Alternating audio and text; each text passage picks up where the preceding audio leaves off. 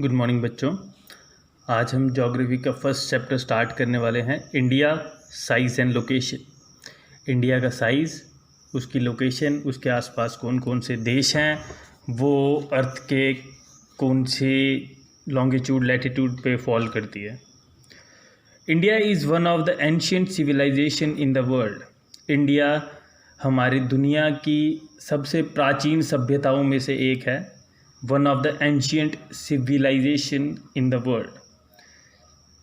It has achieved multifaceted socio-economic progress during the last 5 decades. उन्होंने बहुत ही जल्दी grow कर रही है सोशली और इकोनॉमिकली हमारी पूरी दुनिया में। पिछले 5 डेकेड से 50 साल से ग्रो कर रही है। It has moved forward, displaying remarkable progress in the field of agriculture, industry, technology and overall economic development. अब ये बहुत ही जल्दी अपनी चीज़ों को सामने डिस्प्ले कर रही है, अपनी जो प्रोग्रेस है उसको डिस्प्ले कर रही है इंडिया। किस किस फील्ड में? एग्रीकल्चर की फील्ड में, आपकी इंडस्ट्री की फील्ड में, टेक्नोलॉजी में, इकोनॉमिक डेवलपमेंट में ये धीरे धीरे ग्रो कर रही है, इसलिए इसको हम डेवलपिंग कंट्री भी कहते हैं। India has also contributed significantly in the making of world history. India ने बहुत सिग्निफिकेंटली कंट्रीब्यूट किया है वर्ल्ड की हिस्ट्री बनाने में। अब लोकेशन क्या है इंडिया की? India is a vast country. India एक बहुत ही वास्ट कंट्री है, बहुत बड़ी कंट्री है। Lying entirely in the northern hemisphere. ये एंटायरली पूरी तरह से नॉर्दर्न हेमिस्फीयर में, जैसे हमारे जो अर्थ है उसको 2 हेमिस्फीयर में बांट दिया जाता है, आपका नॉर्दर्न हेमिस्फीयर, साउदर्न हेमिस्फीयर और बीच में आपका आ जाता है इक्वेटर। ओके, अब इंडिया जो एंटायरली है पूरी तरह से नॉर्दर्न हेमिस्फीयर में लाई करती है। Lying entirely in the northern hemisphere, the main land extends between longitudes 8 degree 4 minutes north and 37 degree 6 minutes north. अब ये किसके बीच में लाई करती है?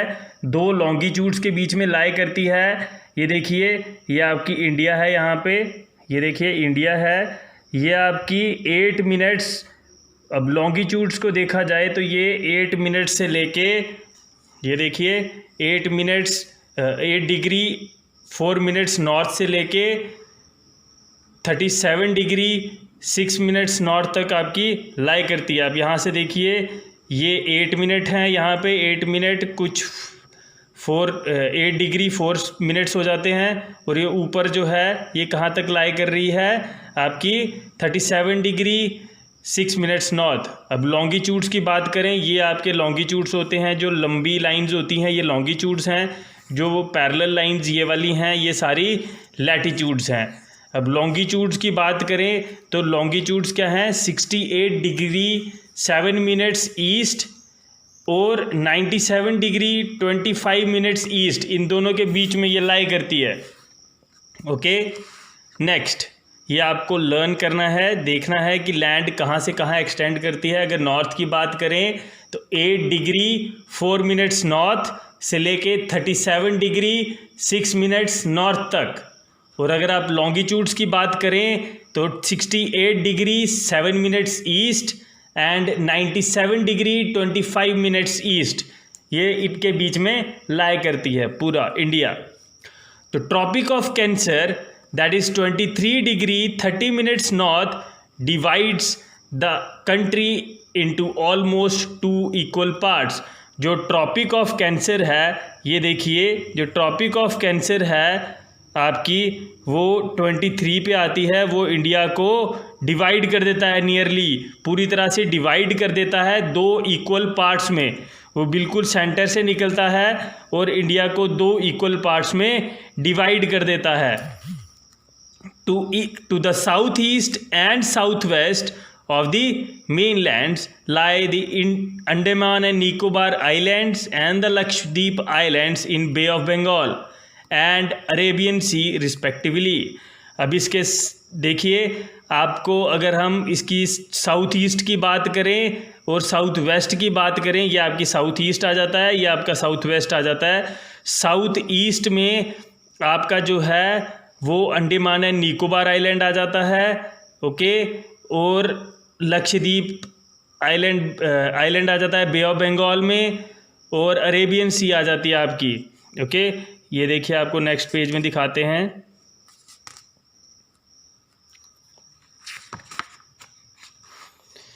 ये देखिए, ये आपका बे ऑफ बंगाल आ गया, ये आपका अंडमान एंड निकोबार आइलैंड्स आ गया, ये आपका लक्षद्वीप आ गया, ओके, और ये आपका अरेबियन सी आ गया। तो ये सब यहाँ पे, ये आपका साउथ ईस्ट आ गया, ये आपका साउथ वेस्ट आ गया। इसके बाद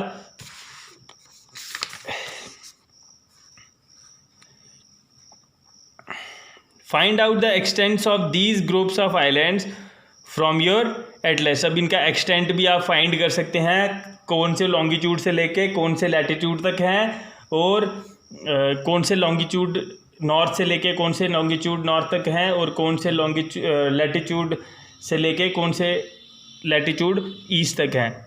सॉरी, उल्टा बोल दिया मैंने। कौन से लैटिट्यूड ईस्ट से नॉर्थ से लेके कौन से लैटिट्यूड नॉर्थ तक हैं, कौन से लॉन्गिट्यूड ईस्ट से लेके कौन से लॉन्गिट्यूड ईस्ट तक इसका एक्सटेंट है, वो आप खुद चेक करेंगे और ये भेजेंगे मुझे। अब साइज़ क्या है। The land mass of India has an area of 3.28 million square kilometre. अब ये टोटल एरिया बताया गया है इंडिया का, वो कितना है, 3.28 मिलियन स्क्वायर किलोमीटर, या फिर 3.28 मिलियन किलोमीटर स्क्वायर, ये उसका एरिया है। India's total area accounts to about 22.4% of the total geographical area of the world. अब ये टोटल जो वर्ल्ड का जोग्राफिकल एरिया है उसमें जो इंडिया का पार्ट है, जो टोटल एरिया है वो 2.4 है, जो इंडिया कंट्रीब्यूट करता है 2.4%, जो आपका कितना है 3.28 मिलियन स्क्वायर किलोमीटर। फिगर 1.2 जो ये दी गई है, इसमें आपको पता लगेगा कि कौन सी कंट्री का कितना कितना एरिया है। आप देखिए, रशिया का सबसे ज़्यादा है। ये टॉप कंट्रीज़ हैं आपकी, top 7 countries land wise area जिनका बहुत ज़्यादा है। रशिया का सबसे ज़्यादा है 17.09 मिलियन स्क्वायर किलोमीटर। उसके बाद कनाडा का है 9.98 स्क्वायर किलोमीटर। फिर आ जाता है यूएसए का, फिर आ जाता है चाइना का, फिर ब्राज़ील, ऑस्ट्रेलिया, और उसके बाद इंडिया का। अब इस फिगर से हमें क्लियर हो जाता है कि इंडिया 7th लार्जेस्ट कंट्री आ जाती है अगर एरिया वाइज देखना हो वर्ल्ड में। तो इंडिया कौन से नंबर पे आती है, 7th largest country in the world. India has a land boundary of about 15,200 kilometre. India की जो लैंड बाउंड्री है, जो हम पेरीमीटर बोलते हैं, वो टोटल कितनी है, 15,200 kilometre. And the total length of the coast line of the main land including Andaman and Nicobar and Lakshadweep is 7,516.6 kilometres. ये टोटल आपका जो कोस्ट लाइन के अराउंड में जो मेन लैंड है आपकी, जो अंडमान एंड निकोबार आइलैंड्स और लक्षद्वीप आइलैंड्स को मिला के है, वो आपकी 7,516.6 किलोमीटर्स आ जाती है टोटल बाउंड्री।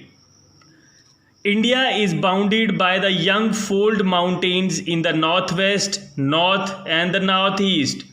इंडिया जो है वो बाउंडेड है, India is bounded by the young fold mountains in the north west, north and north east. India जो है वो यंग फोल्ड माउंटेन से घिरी हुई है, बाउंडेड है, जो कि नॉर्थ वेस्ट में है, नॉर्थ में है और नॉर्थ ईस्ट में है इंडिया के। South of about 22 degree north latitude it begins to taper and extends toward the Indian Ocean. South जो कि 22 डिग्री नॉर्थ में, ये देखिए ये है आपका 24 डिग्री, ये है 20 डिग्री, 22 डिग्री जो इन दोनों के बीच में आएगा। आप यहाँ से साउथ में देखिए, ये जो है ये आपका क्या आ जाएगा, यहाँ से आपका जो है बाकी के जो है Arabian sea, bay of Bengal जो है वो स्टार्ट हो जाती है। अब यहाँ पे देखिए इनके बीच से बिल्कुल सेंटर से यहाँ से स्टार्ट हो रही है बे of Bengal.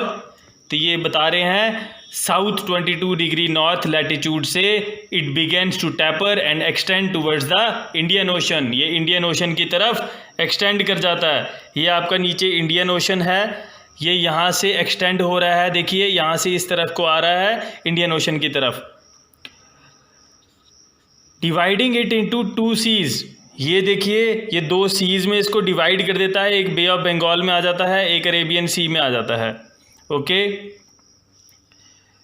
Dividing it into 2 seas, the Arabian sea on the west, ये वेस्ट में आपकी अरेबियन सी आ जाती है और बे ऑफ बंगाल आपकी ईस्ट में आ जाती है, and bay of Bengal to its east.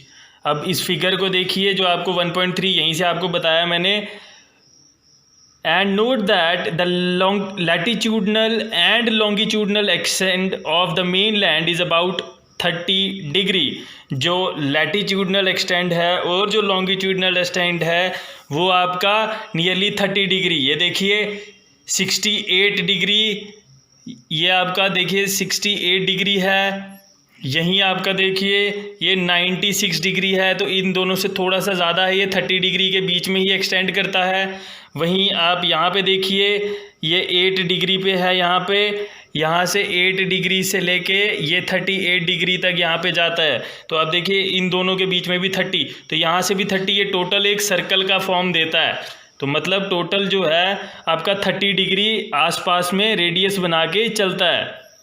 Despite the fact this fact that the east west extent appears to be smaller than the north south extent. अब जो ईस्ट वेस्ट एक्सटेंड है वो आपका स्मॉलर है, जो नॉर्थ साउथ है वो आपका लार्जर है। क्योंकि यहाँ से देखिए ये थोड़ा सा छोटा ऐसे बनता है, इतना ज़्यादा हैवी एरिया नहीं आता है, बट नॉर्थ से साउथ में आपका एरिया जो है वो हैवियर ज़्यादा आता है। अब from Gujarat to Arunachal Pradesh there is a time lag of 2 hours. अब अगर गुजरात से लेके आपका अगर अरुणाचल प्रदेश की तरफ जाते हैं तो आपका कितना टाइम गैप आ जाता है बीच में, 2 घंटे का। तो 30 डिग्री अगर आपको ईस्ट में मूव करना है लॉन्गिट्यूडनल में तो आपका 2 घंटे का गैप आता है। Time lag of 2 hours. Hence time along the standard meridian of India, जो टाइम है standard meridian of India passing through Mirzapur UP is taken as the standard time of the whole country. इसलिए UP में जो मिर्ज़ापुर है वहाँ पे आपका जो स्टैंडर्ड टाइम है वो बनाया जाता है। ओके, उसको ही पूरे इंडिया में फॉलो किया जाता है। The longitudinal extent influences the duration of day and night as one moves from south to north. जो लॉन्गिट्यूडनल एक्सटेंट है वो आपका इन्फ्लुएंस करता है duration of day and night as it moves from south to north. जैसे जैसे वो south से नॉर्थ पे जाता है वैसे वैसे आपका जो है ऐसे वो आपका क्या है दिन और रात आपके अकर होते हैं। India and the world. अब इंडिया और वर्ल्ड जो है वो क्या है, इससे पहले कुछ क्वेश्चन देख लीजिए। Why 82 degree and 30 minutes east has been selected as the standard meridian of India। क्योंकि अगर हम वेस्ट से ईस्ट की तरफ जाते हैं या नॉर्थ से साउथ की, जब हम वेस्ट से ईस्ट की तरफ जाते हैं तो टाइम लैग आ जाता है 2 आवर्स का। उस टाइम लैग को बचाने के लिए हमने सेंटर में उसका लिया हुआ है टाइम, ताकि आपका जो टाइम लैग है ऐसा नहीं हो कि यहाँ पे अगर 10 बज रहे हैं तो यहाँ पे 12 बज रहे हो, तो ऐसा नहीं होना चाहिए। या यहाँ पे 10 बज रहे हो यहाँ पे 8 बज रहे हो, तो ऐसा नहीं होना चाहिए। तो इस चीज़ की वजह से एक स्टैंडर्ड टाइम लिया गया है ताकि हर जगह पे एक ही टाइम फॉलो हो। और सेंटर में लिया गया ताकि ना ही यहाँ का टाइम हो ना कि यहाँ का, बराबर टाइम चले सबका।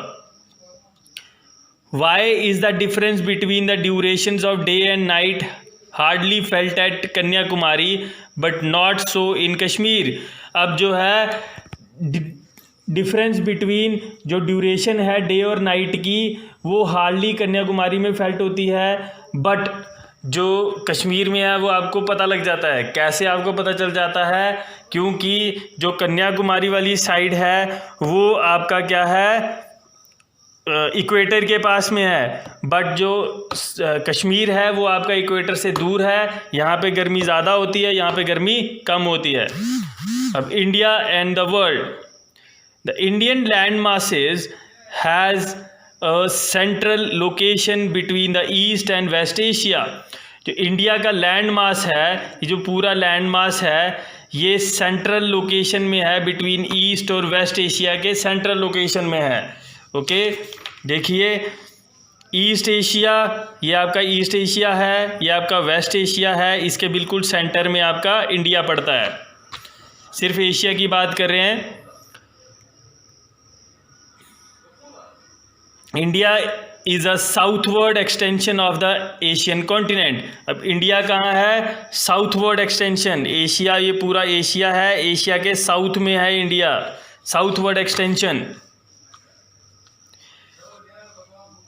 The Trans-Indian Ocean routes which connect the countries of Europe in the west and countries of East Asia provides a strategic central location to India. अब ये जो ट्रांस इंडियन ओशन रूट्स हैं, जो इंडियन ओशन की roots हैं, वो क्या करती हैं? कनेक्ट करती हैं यूरोपियन कंट्रीज़ जो कि वेस्ट में है और ईस्ट एशियन कंट्रीज़ के साथ, ताकि एक स्ट्रेटेजिक सेंट्रल लोकेशन बन जाए इंडिया की। ये देखिए यूरोपियन वेस्टर्न से और ईस्टर्न जो एशिया है वो इसके साथ ये इंडियन ओशन की वजह से कनेक्ट करती हैं। ओके,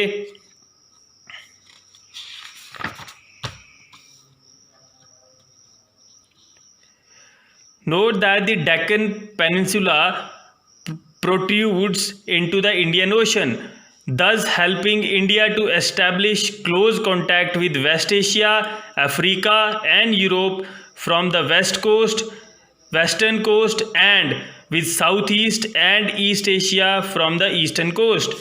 अब अगर इंडिया को किसी के साथ रूट्स बनाने हैं, किसी के साथ ट्रेडिंग करनी है या और भी चीज़ें करनी हैं, तो वो इंडियन ओशन का सहारा लेता है। यूरोपियन कंट्रीज़ में, अफ्रीका में जाने के लिए वेस्टर्न पार्ट्स हैं ये सारे उसके। ईस्टर्न में अगर उसको ईस्ट एशिया में जाना है, ऑस्ट्रेलिया में जाना है, इन चीज़ों, ऑस्ट्रेलिया में नहीं ईस्ट एशिया में जाना है आपको कहीं पे भी, तो ईस्टर्न कोस्ट का सहारा लेता है। ये ईस्टर्न कोस्ट आ जाता है आपका, ये आपका वेस्टर्न कोस्ट आ जाता है, ये इनका सहारा लेते हैं वहाँ पे ट्रेडिंग करने के लिए, अगर कोई भी स्ट्रैटेजिकल मूवमेंट करनी है तो उसके थ्रू।